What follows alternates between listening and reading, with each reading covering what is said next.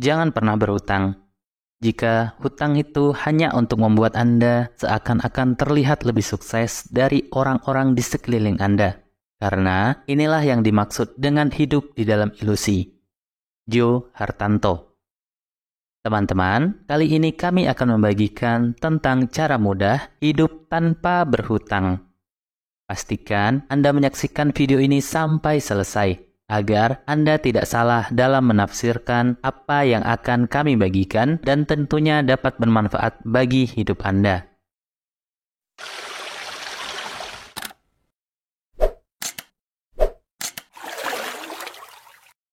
Hutang adalah salah satu masalah yang sering kita temui dalam kehidupan sehari-hari. Hutang sendiri tentunya tak muncul tiba-tiba. Umumnya, hutang muncul karena adanya kebutuhan akan uang yang tak bisa kita penuhi dalam waktu tersebut. Berhutang itu normal-normal saja dan boleh-boleh saja. Tapi jika hutang sudah menjadi kebiasaan, bahkan gaya hidup, maka hal ini bisa membuat kondisi finansial menjadi tak sehat, bahkan mengalami nasib buruk, yakni terlilit hutang hingga dikejar-kejar oleh debt collector. Oleh karena itu, penting untuk kita belajar mengenai hutang dan peduli terhadap hutang. Jangan sampai kita termasuk orang-orang yang terlilit hutang hingga membuat kondisi finansial menjadi sangat buruk. Inilah 8 langkah mudah untuk hidup tanpa hutang. Yang pertama, sesuaikan gaya hidup dengan kemampuan keuangan. Beberapa masyarakat terjebak dengan gaya hidup yang menghambur-hamburkan uang dan tidak pernah berpikir panjang atas segala tindakan finansial yang telah diambil. Apalagi anak muda zaman sekarang banyak digoda oleh barang-barang mewah dan gadget yang canggih hingga terjebak dengan gengsi yang berujung hidup tidak sesuai kemampuan keuangan. Kondisi keuangan tanpa hutang bukan berarti kita harus sengsara, berhemat, tidak bisa makan enak, atau membeli sesuatu yang diinginkan. Namun, lebih tepatnya menjadi seseorang yang bijak setiap mengambil keputusan. Hidup itu murah, label merek yang menjadi mahal. Hidup itu sederhana, gengsilah yang membuat jadi rumit. Suatu kalimat yang sudah menjawab semua keraguan hati mengenai gaya hidup, karena gaya hidup berlandaskan diri kita. Kitalah yang menentukan ingin memiliki kondisi keuangan yang stabil atau hidup memiliki banyak hutang untuk terlihat wah di masyarakat. Oleh karena itu, penting sekali untuk menurunkan gengsi dengan hidup yang sesuai kemampuan keuangan kita. Yang kedua, menambah penghasilan. Untuk menghindari hutang, tentunya memiliki penghasilan tambahan menjadi jawaban selanjutnya. Konsep dari manajemen keuangan adalah Anda bisa menekan pengeluaran dan menambah penghasilan agar bisa memiliki kelebihan uang untuk menabung dan berinvestasi. Jadi, jika memang saat ini sedang ada hutang, lebih baik untuk mencari penghasilan tambahan agar memiliki spare supaya bisa tetap menabung. Penghasilan tambahan juga bisa membuat Anda terhindar dari mengambil hutang untuk keperluan.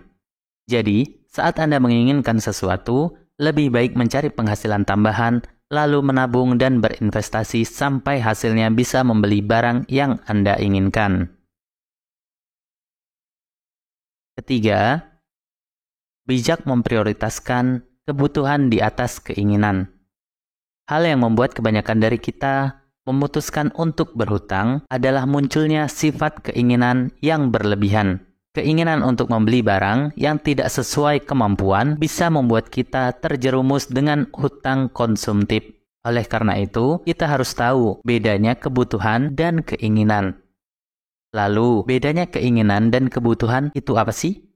Kebutuhan adalah hal-hal yang dibutuhkan untuk memenuhi keperluan hidup sehari-hari, seperti makan, minum, tempat tinggal, pakaian, listrik. Sedangkan keinginan adalah hal-hal yang kita ingin miliki, tetapi tidak selalu kita butuhkan, seperti gadget terbaru, sepatu baru, tas baru, ataupun jalan-jalan setiap hari.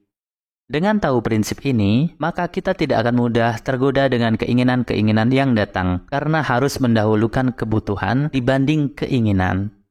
Bukankah ada pepatah Swedia yang mengatakan, mereka yang membeli sesuatu yang tidak dibutuhkan sebenarnya sedang mencuri dari dirinya sendiri. Keempat, menyingkirkan lead factor. Lead factor adalah pengeluaran kecil yang tidak terlalu terasa, tetapi mempunyai dampak yang cukup berarti untuk keuangan Anda. Seperti contoh, Anda sudah terbiasa membeli secangkir kopi dengan harga 50.000 sebanyak 3 kali dalam seminggu. Dalam sebulan, tanpa terasa sudah banyak uang yang Anda keluarkan untuk kebutuhan tersebut. Setelah jumlahnya terlihat besar, Anda baru akan menyadari dan menyesal. Hal semacam ini harus dihilangkan agar tidak merepotkan Anda di kemudian hari, sehingga uang tersebut bisa Anda gunakan untuk memenuhi kebutuhan lain yang lebih penting atau bisa juga digunakan untuk membeli kopi yang lebih terjangkau. Kelima, menyewa lebih baik daripada membeli. Cara selanjutnya yaitu lebih baik menyewa untuk beberapa kebutuhan tertentu. Misalkan, jika Anda hanya memerlukan pakaian formal untuk suatu acara seperti pernikahan atau acara formal lainnya, menyewa pakaian bisa jadi lebih hemat daripada membeli pakaian baru yang mungkin hanya akan Anda gunakan sekali atau 2 kali saja. Atau Anda memerlukan alat berat untuk pekerjaan konstruksi atau proyek tertentu. Menyewa alat berat bisa jadi lebih hemat daripada membeli alat berat yang harganya sangat mahal. Contoh lainnya, jika Anda membutuhkan tempat tinggal untuk jangka waktu tertentu, seperti saat pindah ke kota baru untuk pekerjaan atau belajar, menyewa properti bisa jadi lebih hemat daripada membeli rumah atau apartemen yang memerlukan investasi besar. Namun, perlu diingat bahwa dalam jangka waktu yang lebih lama, membeli barang atau properti bisa jadi lebih hemat daripada menyewa, terutama jika harga sewa yang dikenakan lebih tinggi dan tidak sebanding dengan nilai aset yang diperoleh. Keenam, mulai menabung dan berinvestasi.